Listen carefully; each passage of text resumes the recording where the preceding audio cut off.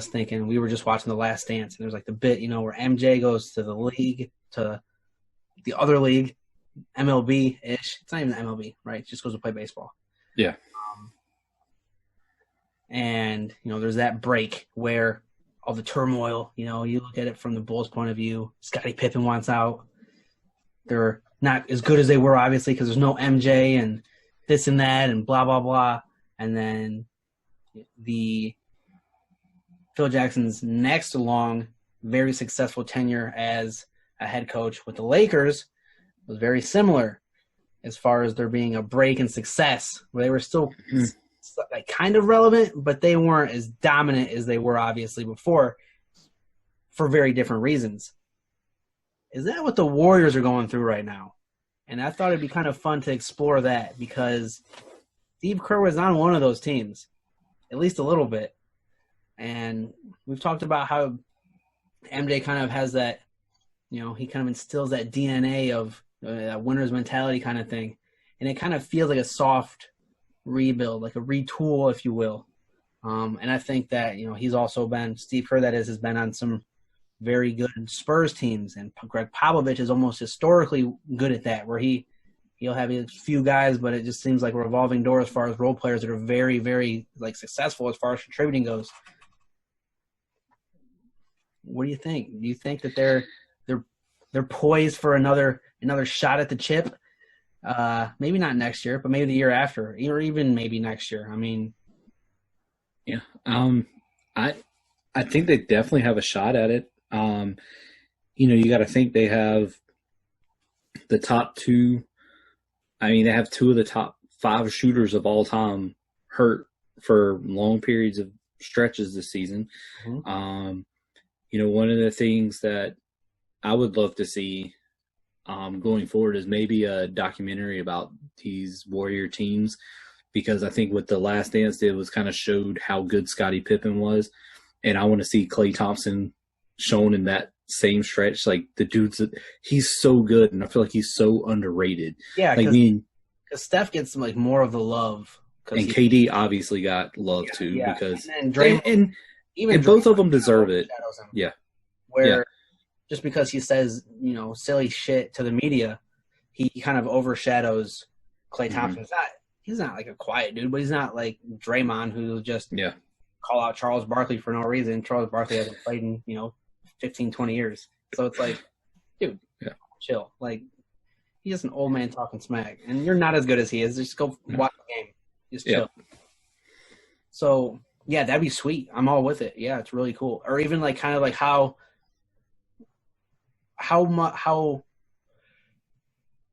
much did Luke Walton do?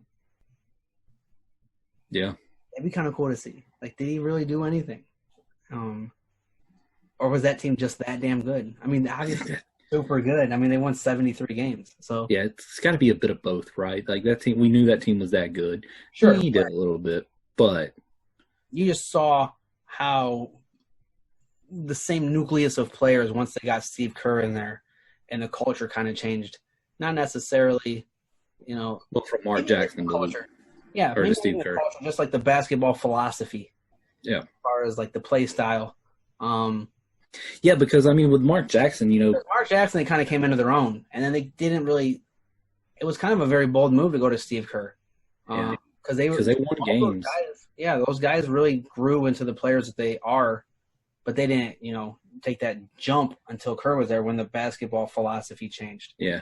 Yeah, I mean, because when you look at it, I remember watching the Warriors, and at that point with Mark Jackson, Klay Thompson wasn't really they didn't use him like the Warriors use him now as an outside scorer. I mean, Klay Thompson was being put in the post a lot, posting up smaller guards, because I mean, he's a bigger guard. I mean, he's 6'8", so much better just general scorer than I think a lot of people give him credit for. Yeah, he is. But I mean, I just remember watching them play. I mean, they played the Clippers, and that's what they did to the Clippers to try to beat them. Is they put Klay Thompson in the post with J.J. Redick guarding him, or Jamal Crawford, and it worked, but not good enough because they lost that series. But then the next year, it's like when Steve Kerr comes in, it's all right, cool. You guys are really good shooters, so we have a better chance at running sets and getting you open for a 3 instead of putting you inside and giving you a contested 2.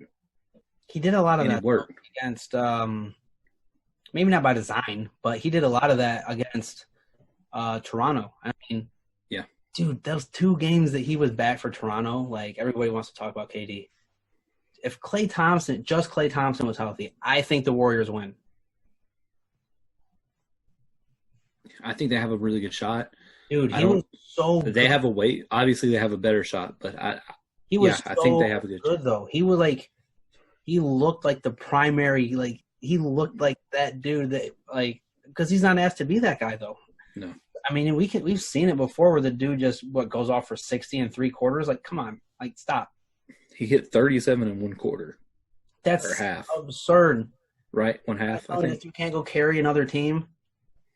Like, come on, man. That dude's good. And he's gotta be a top 5 on-ball defender too, right? Like, yeah, I mean, there's only, really, you're only putting Kawhi, Pat Beverly, maybe.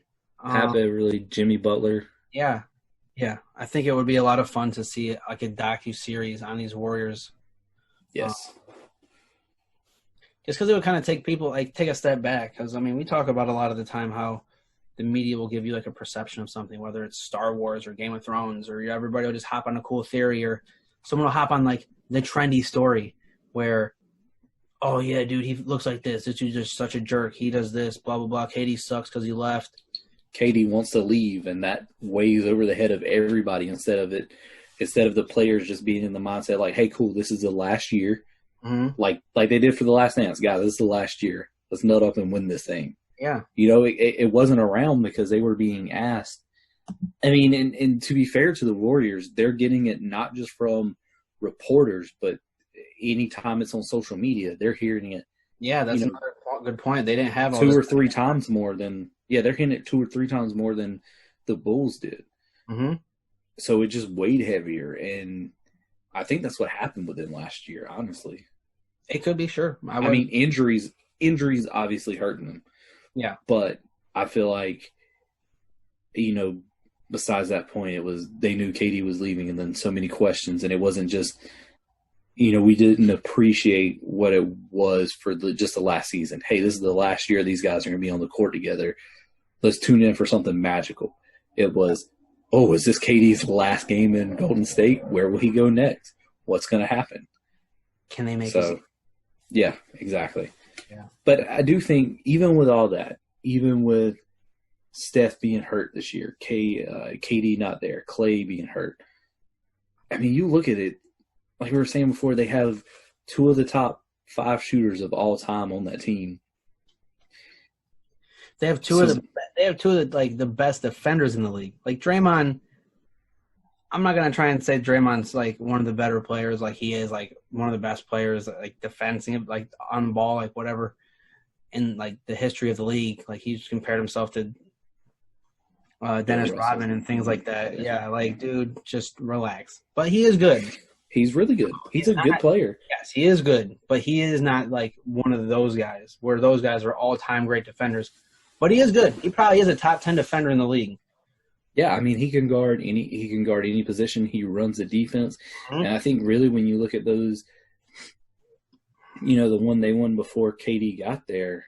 That's another thing we said before. Like, do they lose that 3-1 lead to Cleveland if he doesn't get that suspension? Because that's like you said, he's kind of the love him or hate him. He's one of those guys. Yeah. He talks a lot. He's very confident in his team, even if he's not the guy who's kind of running the sled. Yeah, but either way, he's an integral cog in that machine, man. Like we said, if he's there against the Cavs, do they drop, 3 straight? Even like we said too, even before that, if he's suspended against OKC, does OKC win? Yeah, right. So, yeah, sure. I mean, yeah, there's that. So I mean, you throw him in there, and you got to think they're, one player essentially away from being able to contend. Because, like we said, the one thing because Andrew Wiggins is like maybe 24. And look how similar his game is, because it's so dumb, dude. because he's been in the league for like 5-6 years. Dude's only 24. And that's what I mean. Like, he's got a very similar game, at least like kind of like body shape, and like you see him do things like he seems very Harrison Barnes-esque. Yeah. More athletic. Not as big, a little bit. Athletic. He's got some space. You gotta assume he's gonna learn how to shoot a little bit more with these guys, right? Like, yeah. And then he can slash pretty damn well. I mean, he's athletic. He can get up and down the floor. He's gonna be able to run those breaks with those guys. Yeah, I mean, and that's what I say. They're one player away. Maybe it is Wiggins. Maybe it's not, because to that point, to your point, like you just said, he has been in the league for 5 years, though. And he hasn't reached that potential yet. And maybe he doesn't reach that potential of what we think he could have been or what he could be. So maybe what he is now is as good as it's going to get. Sure. We don't know. Maybe. I mean, it could be. But on the other hand, what did you just say about Klay Thompson, with Mark Jackson? Yeah. I mean, exactly. Kerr is like, just go see Steve Kerr, man. You'll be a new player. He's going to get the best out of you, I swear. That's not the case. But maybe just philosophy standpoint, I mean, we've said before, put Draymond on a different team and he looks different. I mean, granted, these guys they both quit today. Klay and Steph, they're Hall of Famers. Yeah. You're going to look better when you're on the floor with those guys anyways. Yep. And, I mean, even to that, too, if Wiggins is not that guy, it's not like they don't have a top pick where they could package Andrew Wiggins and a top pick to somewhere, right? Or do they even need to do that? Because when they're at their best, when they were at their best, it wasn't because of a big three or whatever you want to call it. No. It was their depth. They were so deep. Well, see, that's the thing they could do, though, is because if you trade – I mean, you got to look at the salary implications of signing a top 5 pick and Andrew Wiggins' contract. He's got a big contract. Mm-hmm. So if you could find someone that – some of it. The Wolves? Yes.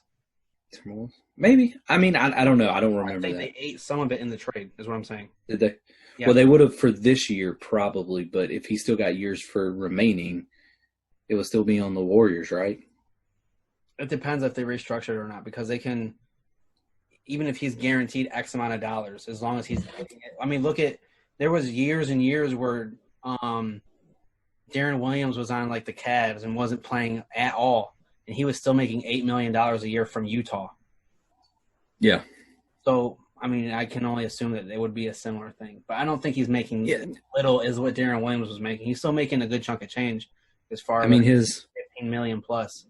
Okay, so the details, the Warriors got Andrew Wiggins and Minnesota's 2021 first-round pick, top 3 protected. So if it's not a top 3 pick, they get it. If it is top 3, the Timberwolves get it. The contract, Wiggins signed a 5-year, $148 million deal. So after this year, Wiggins will be left 3 years and just under 95, which the Warriors are going to have. Actually, the Warriors keep all that money. So the Warriors are still going to have to pay him 3 years, $94 million.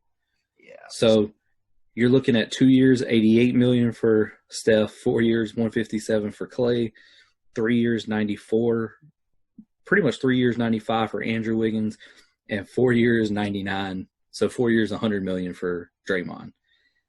So, I mean, maybe if they can find someone to take on the remainder of his contract or even some of it, get a bad deal in the return and add some depth. Like you were saying, they don't need – it's not like they need Andrew Wiggins to go out and be a 30-point per game guy. You got 2 of those, you know?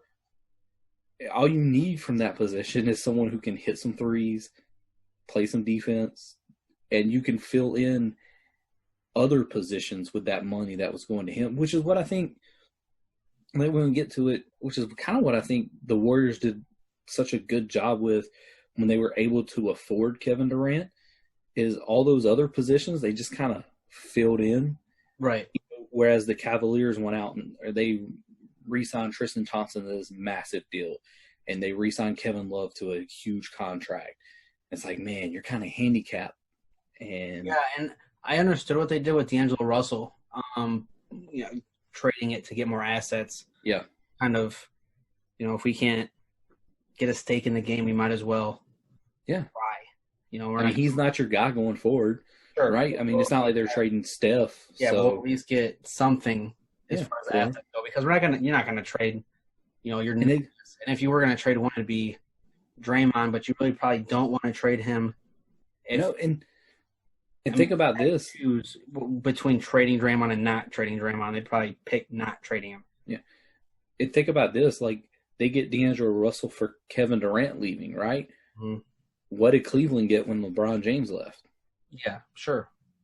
2 really bad seasons because they got nothing for him. But as far as the Warriors go, I don't know. Their general manager is super good, man. It seems like every time he's made a move, it hasn't really missed. It just seems like that's a lot of money and 4 players, and that wasn't the case when they were super good. Like they were able to kind of trickle some of that out. They got Iguodala on a bargain, and then Harrison Barnes was on a rookie deal.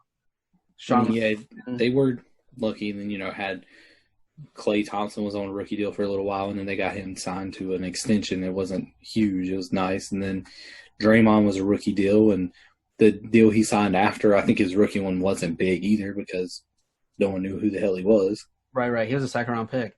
Yeah, and Steph was good, but the depth they didn't have in the last couple of championships was kind of ironed out by Kevin Durant. That makes up for the now. Oh man, Barbosa's on the ball. Oh man, Ian Clark's on the ball. So yeah, it's just kind of like, who am I gonna guard kind of thing. So I don't know. That $30 million a year is a lot of money for a guy who you don't need to make the shots. So yeah, it's a lot too for someone who hasn't reached the potential. Yeah, dude, that we thought was there. It's kind of average, right? You have the pick that you can maybe flip into something, but a guy of that, like, that's making that much money, are you going to be able to turn that into the depth that maybe you're looking for? Like, who's going to trade 3 decent players for an Andrew Wiggins at $30 million a year? Unless they do some Jedi mind tricks, These are the players you're looking for. Yeah. This isn't the Andrew Wiggins you've seen before. Essentially, yeah.